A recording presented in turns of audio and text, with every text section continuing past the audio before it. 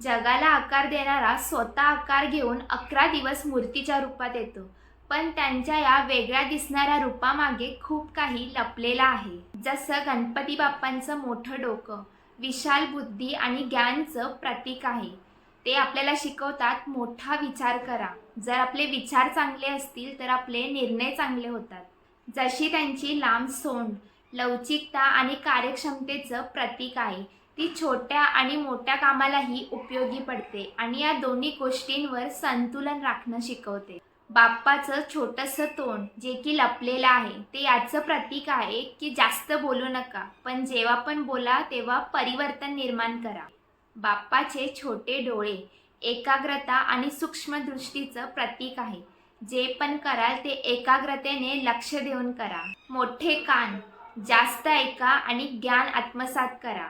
त्यांचा एक तुटलेला दात अपूर्णतेही पूर्णता. जर आपल्याला काही मोठं करायचं आहे तर छोट्या छोट्या गोष्टींचा त्याग तर करावंच लागेल. त्यांनी देव असूनही अपूर्णता स्वीकारली, मग आपण का नाही? त्यांचं मोठं पोट सहनशीलता आणि समतोल. या जगातल्या चांगल्या आणि वाईट दोन्ही गोष्टी पोटात घेऊन शांतीने जगणं. आता पुढच्या भागामध्ये आपण हे बघूया की त्यांचे 4 हात आणि उंदीर आपल्या आयुष्यात काय दर्शवतात. तोपर्यंत गणपती बाप्पा मोरया.